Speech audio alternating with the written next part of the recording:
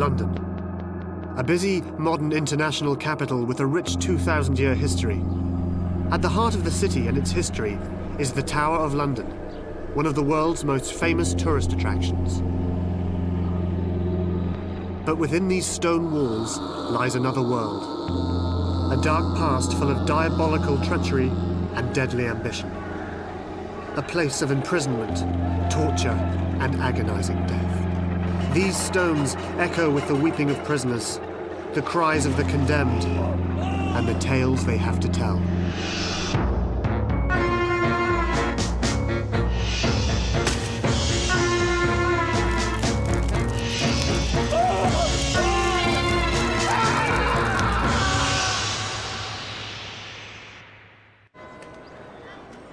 Built by Norman conquerors, the Tower of London was the source of power over England. Across 1,000 years, the fortress has been the home of kings and queens, a vault for their treasure and a prison for their foes.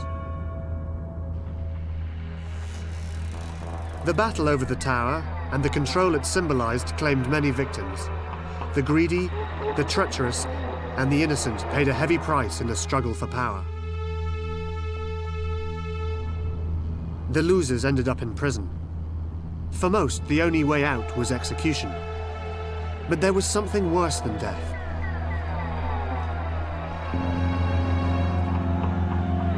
The excruciating pain of torture. At the tower, torture was an art form taken to its highest level. Carefully written rules of torture were used. First, tell the victim the threat. Then show the implements. Prepare the victim slowly. Strip the victim. Give them a taste of physical discomfort. Then take them to the tools of the torturer. Then, finally, inflict unimaginable pain. The tools of the torture trade were sophisticated. In using the dreaded rack, victims' arms and legs were securely strapped to the device. As the ropes pulled tight, the muscles and joints were stretched and pulled to their breaking point. Torture was an everyday occurrence in the 16th century, a bloody era when religious wars shook England. Among the most accomplished practitioners in the art of torture was Bishop Edmund Bonner.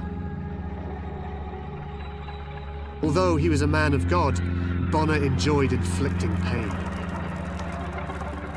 Bonner was an equal opportunity torturer.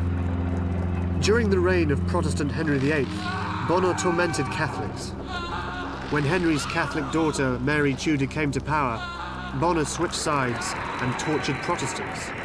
Because his victims felt he was doing Satan's work, he earned the nickname the Devil's Dancing Bear. But Bonner was really doing the bidding of Queen Mary Tudor. When Mary succeeded her father Henry VIII, she was a woman with an axe to grind. Henry VIII divorced Mary's mother, declaring Mary illegitimate, and outlawed the Catholic Church. Queen Mary now had the power to get back at her father and take revenge. She reinstated Catholicism as the only religion of England. Subjects who didn't renounce their Protestant faith soon had reason to call her Bloody Mary.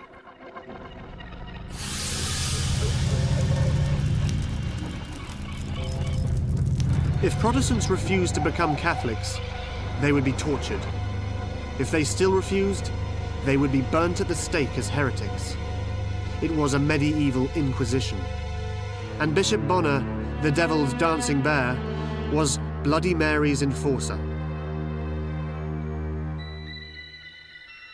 Hiding behind religious vestments, the burly former lawyer fulfilled his dark purpose. When Mary appointed him Bishop of London in 1553, Bonner set up headquarters in the Tower of London and eagerly executed his work as heretic hunter.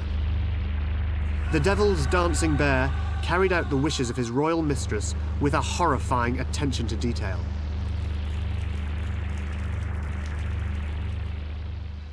Queen Mary made sure Bonner had a steady supply of suspects for questioning. He held suspects in custody until they repented or were condemned. Bonner drew up a list of over 100 questions about religious beliefs. If the accused didn't answer correctly, they faced the terrors of the torture chamber. Despite his relentless cruelty, Bonner insisted he only wanted to show people the error of their ways. So, Richard, I know thou hast no fault inside thyself, but hast been led astray by... Sometimes a small dose of torture was enough to persuade his prisoners. Just holding a victim's hand over a lighted candle until the flesh blistered off frequently resulted in a quick submission. In the fires that burn. Other times, more elaborate methods were required. There were red-hot irons and thumbscrews, bilboes to crush the ankles, and the brakes to snap off teeth. But the most popular instrument of torture was always the rack. Bonner's evil knew no bounds. He personally supervised every detail of every case, from the first examination to the horrible execution. Eventually, nearly everyone broke under Bonner's relentless torment. If they were shown to be enemies of the Catholic Church, they were condemned to burn at the stake. In his first 2 years in office, Bonner sentenced 89 men and women to be burnt alive for their religious beliefs. By the beginning of 1555, there were probably no more than 200 active Protestants remaining in London. But this was 200 too many to satisfy the bloodthirsty Queen. She scolded Bonner, sending him a letter complaining he was not working fast enough to root out heretics. Eager to please his employer, Bonner redoubled his efforts. He sent out spies and finally discovered a group of Protestants who were meeting in secret. Their deacon was almost immediately arrested. One of the parishioners, Cuthbert Simpson by name, consoled the gathering, but he was himself then arrested on charges of attending church services in English rather than Latin, a charge punishable by death. Simpson was taken to the Tower to be tortured, but the Protestant deacon would prove to be a challenge for the sadistic devil's dancing bear. Simpson's diary describes what happened next. The following Thursday, I was commanded to give the names of those who came to the English service. I answered that I would declare nothing. In consequence of my refusal, I was set upon the rack.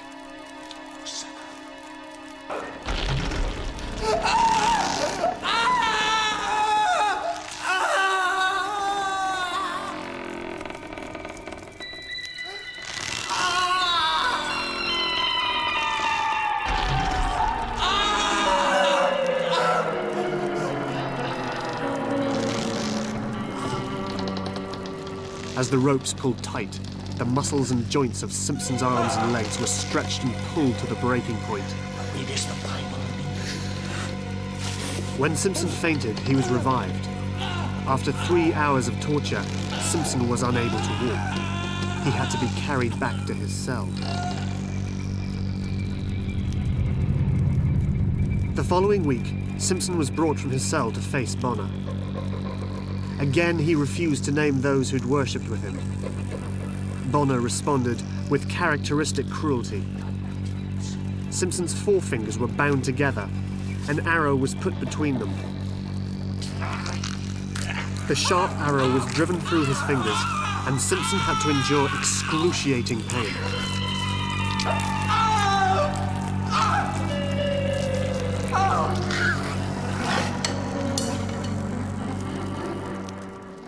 Relentlessly determined to break the religious man, Bonner forced Simpson into the rack twice more.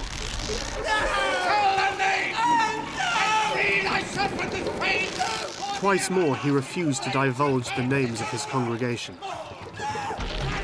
By now, even the brutal Bonner admitted a grudging admiration for the strength of Simpson's convictions.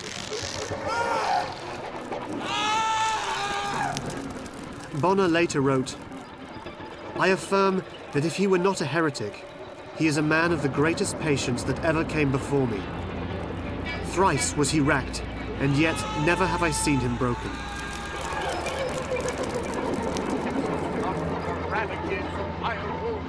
Bonner admired Deacon Simpson's bravery, but mere strength of character alone wasn't enough to save Simpson from a grisly fate. So the sinner has one more chance to save his mighty soul. Recant now, though it be too late to save the body. Save thy almighty soul. Recant now! Never! Then God have mercy on thee!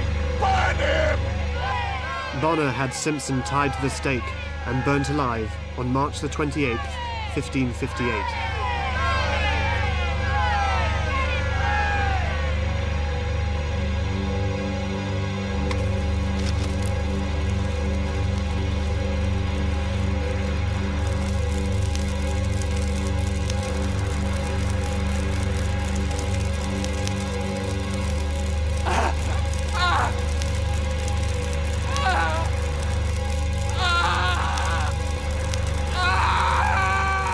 The brave Cuthbert Simpson joined the long line of martyrs to the cause of religious tolerance. But the Devil's Dancing Bear was nearing the end of his cruel career. Having burned, hanged and tortured hundreds of innocent victims, Bishop Bonner, the Devil's Dancing Bear, was soon to face his own moment of truth. When his benefactor, Queen Mary, died, her younger sister, Elizabeth I, became queen. Religious persecutions stopped. Elizabeth saw Bonner as a sadist and ordered him to resign as bishop. When he arrogantly refused, Bonner was arrested and sentenced to life imprisonment in the Tower. Now the once feared torturer of the Tower was a prisoner himself. He sat in the same dark cell where his victims had waited for their appointment with pain and death. For 9 years, Bonner could contemplate the 450 people he tortured and killed in the name of God. Soon Bonner's time of reckoning came. Surrounded by squalor and filth, the Devil's Dancing Bear died in 1569. In death, he joined his victims at a court far more just than his own.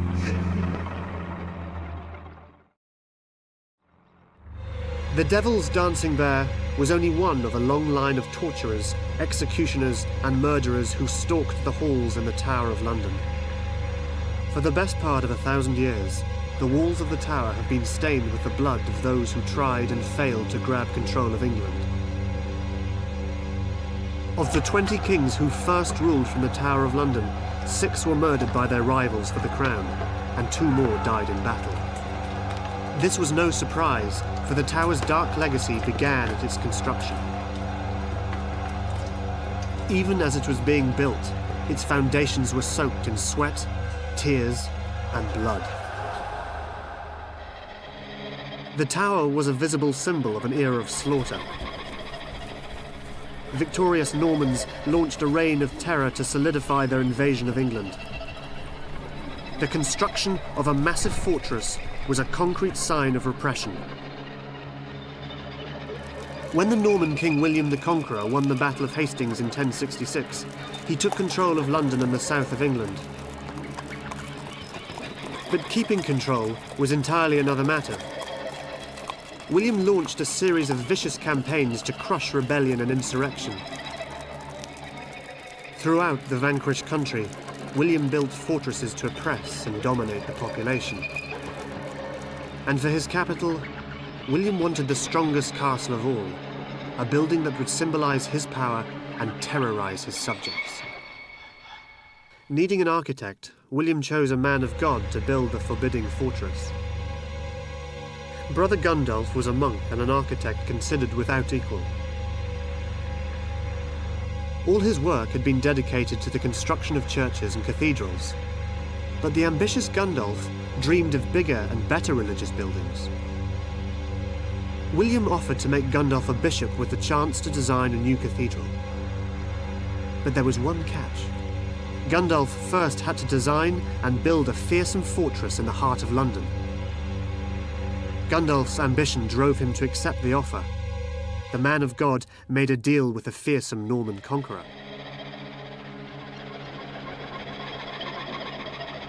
Despite his misgivings, Gundulf designed a masterful new fortress. Condensed into a single great tower, the castle would dominate London and guard the River Thames. A perfectionist, he insisted on the best materials. Protected on two sides by the old Roman wall and the river, the remaining two sides were enclosed by a water-filled moat. The great tower would be virtually unassailable. Finished in just 3 years, the tower has withstood centuries of turmoil and war. It protected the kingdom and was the center of one of the greatest empires in history. Despite monk Gundulf's design to keep enemies from getting into the fortress, the tower couldn't keep its first prisoner from attempting to break out. In the year 1100, the Bishop of Durham was imprisoned in the newly finished Tower of London. The bishop, a tax collector in addition to his religious duties, was a corrupt public official hated by Londoners. To placate the taxpayer, the king jailed the bishop on charges of extortion and bribery. A rich man, the bishop served easy time, even though he was closely guarded by Norman knights. The bishop was allowed to keep sacks of gold for expenses and have his servants bring in food and wine. Fond of food and drink, the heavy-set bishop hosted lavish dinners in the tower's banquet hall. They often turned into drunken revels. But the bishop tired of his gilded cage and plotted a cunning escape with the help of his servant. The bishop announced a special feast and ordered that casks of wine be delivered. Brought in under the nose of jail guards, one of the wine casks had a length of rope hidden inside. The bishop invited the tower guards to the banquet. He made sure the guards had as much wine as they wanted. But the bishop remained strangely sober. He waited until the guards nodded off in drunken stupors. Grabbing his sacks of gold and retrieving the rope from the wine cask, the bishop made his way to the tower wall. Securing the rope, the bishop climbed over and started sliding down. The fat bishop had the added weight of his gold, and it looked as if the rope might break, but the rope held, and he continued his slide down towards freedom. Reaching to the end of the rope, the bishop discovered it wasn't long enough. He was left dangling above a dark abyss below. The helpless bishop was too fat and loaded down to make it back up the rope. The only choice was to let go. He held onto his sacks of gold and fell the rest of the way. He crashed to the ground without injury. Gathering up his coins, the bishop hustled to a boat and made it safely to the sanctuary of the French coast. The bishop became the first prisoner to escape from the fortress. The lucky few who escaped from the grasp of the tower were rare exceptions. Once inside the stone walls, most victims were trapped. Even an innocent teenage girl met tragedy in the tower. The girl was plucked from an ordinary life, and within weeks found herself the Queen of England. But she was caught in a web of intrigue that turned into a nightmare. Jane Grey was just 15 years old when she was snatched from an idyllic childhood as a daughter of the aristocracy. She landed in a nightmare where everyone, even her parents, abandoned her. Trapped in a paranoid web of intrigue, Jane's nightmare was real.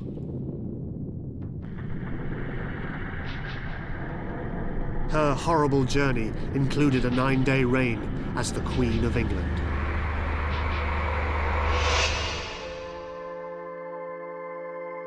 Jane's cousin was 15-year-old King Edward. When he took to the throne in 1547, he was weak and sickly. 4 years later, the child king was near death. Because of the king's youth and illness, a group of nobles known as the Royal Council ran the kingdom. And the council was run by the ambitious Duke of Northumberland.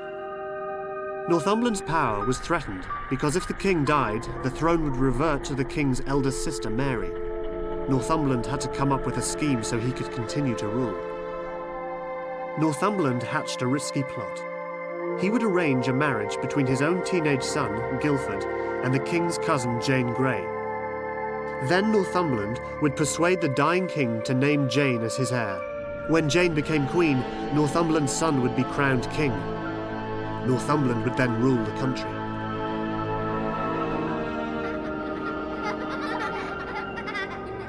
Jane and Guildford knew nothing of their parents' scheme. The two teenagers who barely knew each other were told they were to become husband and wife.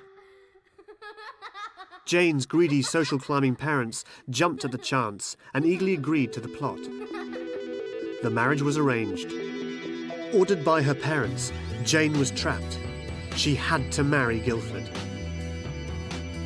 On the morning of her wedding, guests remarked that she looked like a toy doll, even younger than her years. But the omens for Jane's marriage were not good. Thunder and rain marred the hastily forced wedding. Despite the speed of the engagement and marriage, the bewildered Jane was determined to make the best of it. After the wedding ceremony, the couple suddenly found themselves alone, locked together in a world not of their making. Jane was determined to do her duty and fulfill her role as a wife to Guildford. That night, the couple slept the sleep of the innocent, blissfully unaware of the nightmare that lay ahead.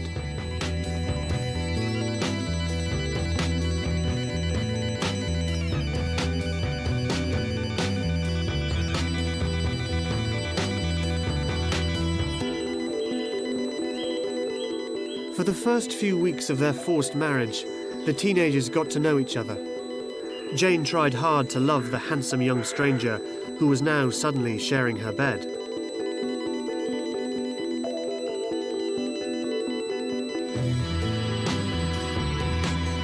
But less than 6 weeks after the wedding, Jane received startling news. A lady-in-waiting came to her bedchamber with the news that her cousin, the boy King Edward, was severely ill. She was to go at once to her father-in-law Northumberland's estate.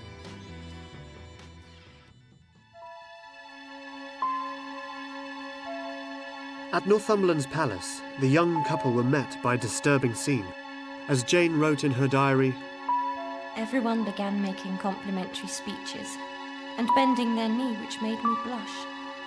My distress increased when my parents paid homage to me." Finally, Jane's father-in-law, Northumberland, told her the king was dead. For the first time, the shocked Jane was told she was to become Queen of England. I fell to the ground, weeping piteously for the death of the king, and cried out, "The crown is not my right, and pleaseth me not." Telling her it was for the good of England, Jane's scheming parents convinced her to assume the throne. Later she wrote, "I should not have accepted it. It showed a lack of prudence." The next day, Jane was taken to the Tower, where she was proclaimed Queen. The crown was brought to her, but Jane insisted she had not asked to see it. It was explained that the crown was going to be adjusted to fit her head. Then Jane discovered a king's crown was being fitted for her husband Guildford. Suddenly, the entire ugly plot became clear. She was not to be the real heir to the throne. Her scheming father-in-law Northumberland was using her to have his son Guildford become king. They were pawns in the struggle for power. Jane was furious. She told the councillors they had betrayed her. She couldn't trust her parents. She was alone. I told them I will never, never allow Guildford to become king. Meanwhile, outside the Tower, Princess Mary was raising an army to take the throne by force. A civil war over the crown erupted. Jane was to remain in the Tower until Mary was captured. Although she didn't know it at the time, the 15-year-old would never set foot outside the fortress walls again.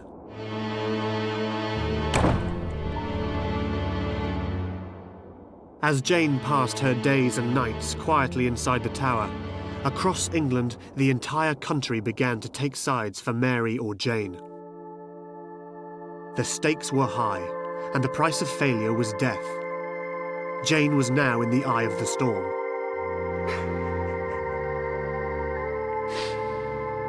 At the time, powerful noblemen were able to raise their own militias.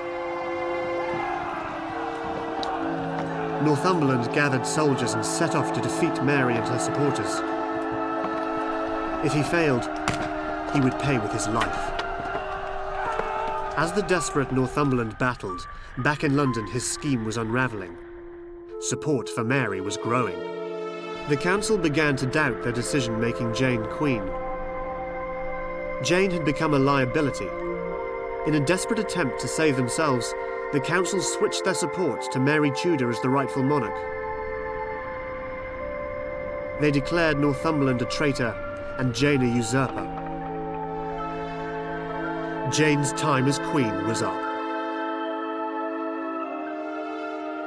Word was sent to Jane's father that his daughter must give up the crown, which only 10 days earlier she had tried so hard to refuse. On hearing the news, Jane said to her father, I much more willingly take it off than I put it on. Please, may we go home now? Her father didn't answer. Northumberland was defeated by Mary's army and taken prisoner. Jane's parents fled the Tower, leaving their daughter behind. Jane was arrested for treason.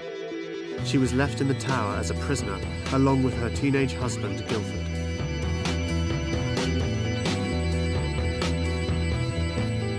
A triumphant Mary Tudor took the throne as Queen of England and began plotting her revenge on everyone who had kept her from power. Jane's father-in-law, Northumberland, paid for his treason with his head. But even Bloody Mary could not believe that Jane Grey was a traitor. The teenager had simply been a pawn in a massive game of power politics.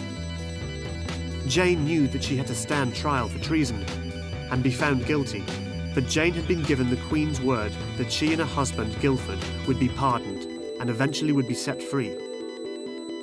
Jane's thoughts were with her husband. If it be your will, Lord, let me be pardoned, but above all, let my husband be spared.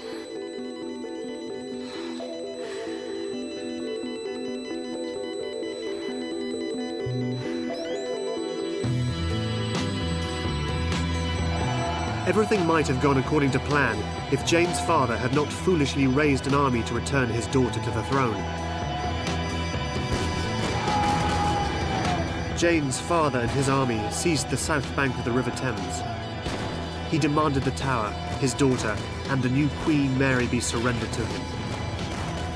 When Queen Mary refused, Jane's father bombarded the Tower with his own daughter in it. He was endangering his daughter's life as well as that of the Queen. The innocent teenager had to die to end the plots against the new Queen. Mary signed death warrants for Jane and Guildford. Jane's fate was sealed. She had a chance to see her doomed, beloved husband Guildford. Unable to face the pain, she refused to meet him. To meet him would weaken our resolve to meet our deaths.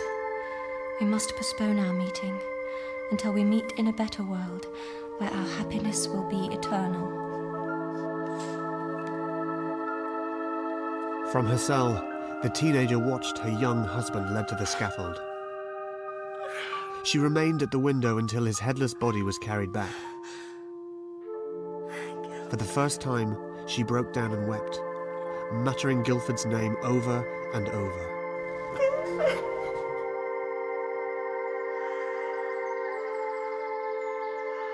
Now it was Jane's turn to face the executioner.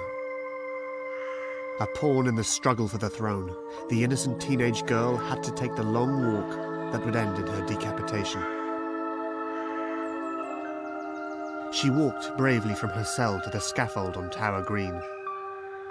As she mounted the steps, Jane remained brave and calm, but her priest and ladies in waiting broke down and wept.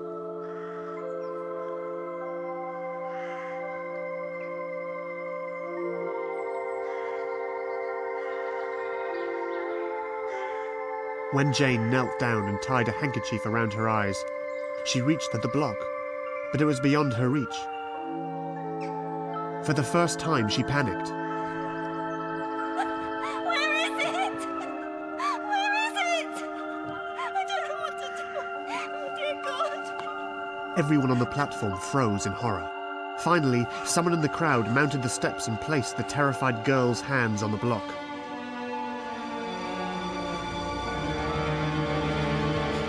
Calming herself, she laid her head on the block, muttering, Lord, into thy hands I commend my spirit.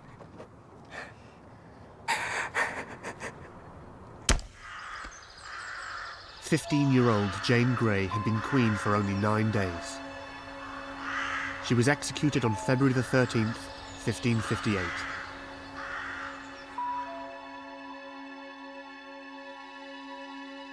Though Jane Grey was one of the few in English history who did not want the crown, she died for it anyway. Throughout history, many have fought and died for the right to wear the famous symbol of power. But besides being a symbol, the crown and its jewels are also very precious objects. The actual collection of crowns, scepters, orbs, and ceremonial necklaces are kept in a vault deep inside the tower, guarded with tight security. Every day, thousands of tourists inspect the crown jewels. Many visitors often ask how much that collection is worth. The answer is that the crown jewels are worth nothing, for they are priceless. Encrusted with rare gems, the royal crown itself is worn only on state occasions and then returned to its permanent home. It is said some of the stones that make up the crown jewels exert a strange and mystical power. The Koh-i-Noor diamond, seen here set in the crown of Queen Elizabeth at her coronation, is said to carry a strange curse. The famed stone has been fought over for 2,000 years. In 1739, the Shah of Persia invaded India searching for the Koh-i-Noor diamond, then owned by the Mughal Emperor. Despite a brutal ransacking, the diamond couldn't be found. Eventually, after being tortured, one of the emperor's harem revealed that the emperor hid the diamond in his turban.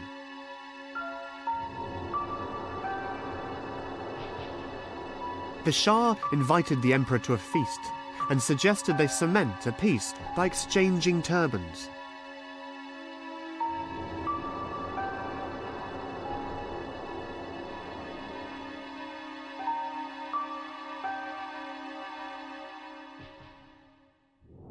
Retiring to a room, the Shah unwrapped the emperor's turban and out spilled the priceless stone. He exclaimed, "Koh-i-Noor," which means mountain of light in Persian.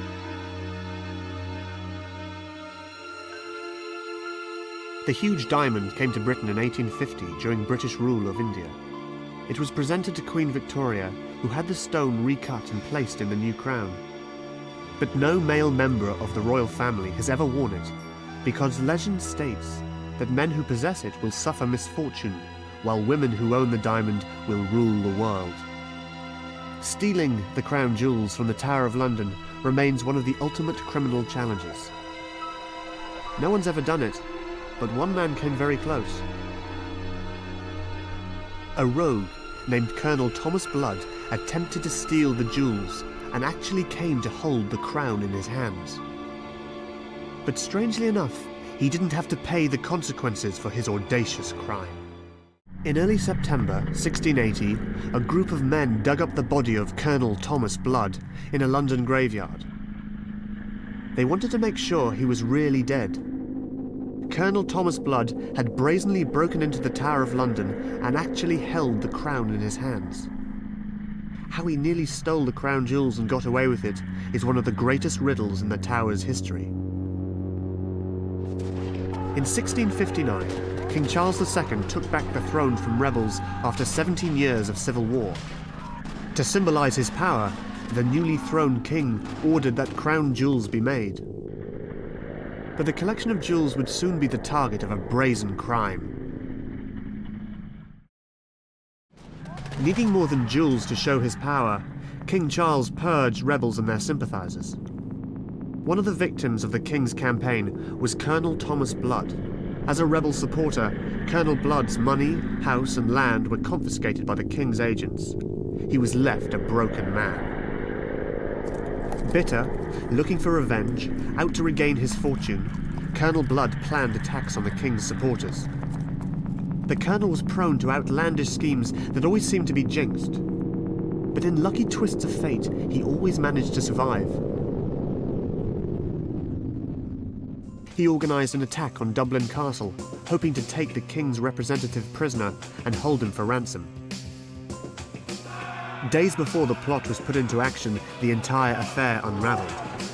Dozens of conspirators were arrested, tried and executed. But despite a large reward for his capture, the clever Colonel Blood was able to get away. Colonel Blood escaped to England under an assumed name. With several failed schemes behind him, the hapless Colonel Blood was broke and desperate. Finally, he hatched a plot as bizarre as it was elaborate. Colonel Blood proposed to steal King Charles's new crown jewels. Colonel Blood learned that the jewels were kept in the lower dungeon of the jewel house.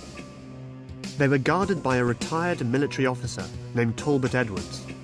Edwards was the master of the jewels and guided visitors who wanted to see the collection.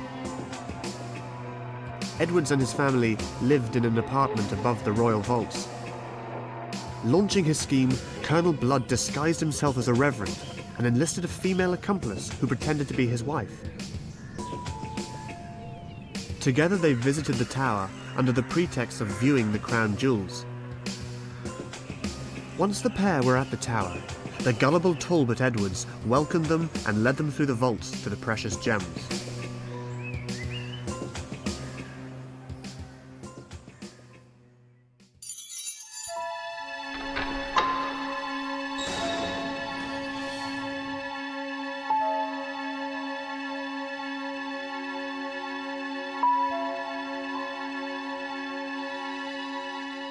Once inside the jewel vault, Blood's plan began to swing into action.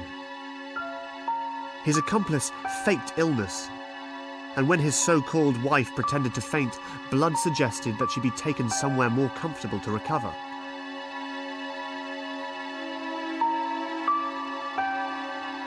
Playing perfectly into Colonel Blood's scheme, the kindly Edwards insisted the lady be brought to his personal quarters where she could be tended to by his wife. Several days later, Colonel Blood returned with gifts for Mrs. Edwards as repayment for her kindness. And so began a friendship between the two couples. The phony Reverend Blood relentlessly pursued a relationship with the master of the jewels for all it was worth. The families frequently dined together. On one occasion, Colonel Blood brought along a young man he introduced as his nephew.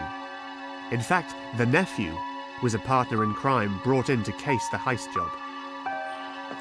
Colonel Blood told Edwards that the nephew had a friend visiting London who wanted to see the crown jewels. The colonel claimed the friend could not wait until the tower was opened because he had to leave early. In reality, the friend was the third member of the robbery team. Edwards gladly made special arrangements. Everyone should be at the tower just before 7 o'clock the next morning. On the night of May the 8th, 1671, Colonel Blood and his accomplices made their final preparations. They each carried a short dagger. Colonel Blood took several pistols and a wooden mallet. Another man carried a file. Just before dawn, they set off for the tower. One man guarded the horses, while Colonel Blood and the other two put their plan into action. Nervously, Blood and his men made their way across the open courtyard to the tower itself. Hiding their firearms, Blood led them to the entrance of the jewel tower. The unsuspecting Edwards warmly greeted the men and led them to the vault. The would-be robbers were now within yards of the biggest and most valuable haul in the world.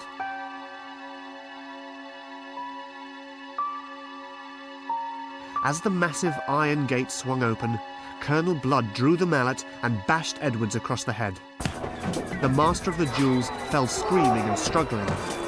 In the scuffle, one of the thieves stabbed Edwards while the others rushed into the vault.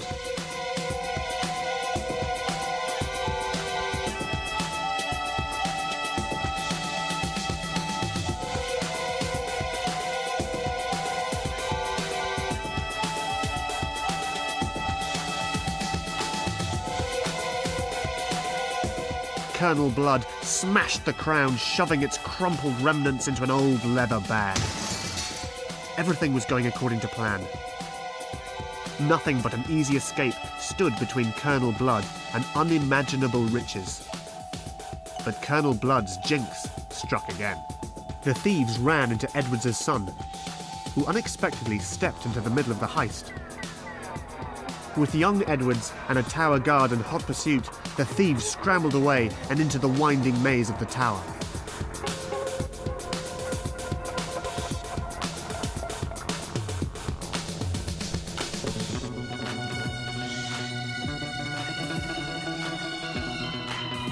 Colonel Blood and his accomplices crossed the open courtyard towards the tower drawbridge and freedom beyond.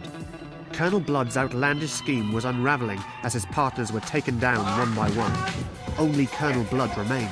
Colonel Blood was blocked by yet another warden. In a last-ditch attempt to escape, Colonel Blood drew a pistol. As the gun went off, the warden ducked and wrestled Colonel Blood to the ground. Another of Colonel Blood's outlandish schemes had failed again. He was dragged back into the tower where he would wait in his cell to face a trial for treason. It looked like Colonel Blood's luck for avoiding the law had finally run out. By the end of the day, news of Colonel Blood's astonishing plot and the damage to the crown jewels reached King Charles. But the king had an odd reaction. He was curious rather than outraged about this strange criminal who had more bravery than brains. 4 days later, the king confronted the man who almost stole the treasure.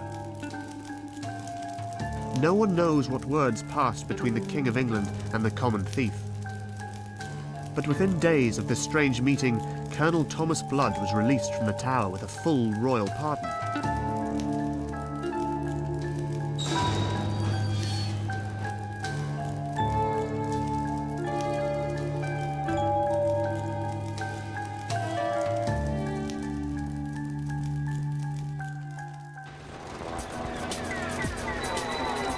Even more amazingly, Colonel Blood was granted a lordly pension of £500 a year for life. He had wriggled out of trouble once again.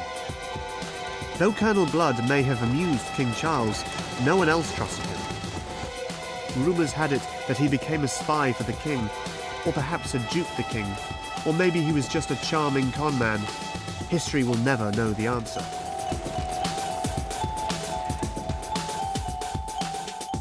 People didn't even trust him when the news of Colonel Blood's death was announced on August the 24th, 1680. It was assumed it was another of the rascal's harebrained schemes that he had faked his own death. To settle the questions, the London coroner ordered the body to be exhumed. Was he really dead? Indeed, he was there. The grave was one tight spot even the audacious Colonel Blood could not escape. Through the centuries, those who were trapped in the Tower of London fought to get out. Now instead of fighting to get out, crowds line up to get in. And the warders who once led the condemned to execution now conduct guided tours and entertain visitors with stories of brutal beheadings. The walls of the tower have withstood 1,000 years of deadly plots, fierce power struggles, and attempted invasions. The tower stands as a fearsome symbol of royal might and a reminder of the tragic fate that befell those who attempted to challenge the kingdom. Now, only the ravens that live at the tower are confined within these ancient walls. Legend has it that if the birds depart, the tower and the kingdom will fall. So their wings are clipped to keep them lifelong prisoners of the Tower of London.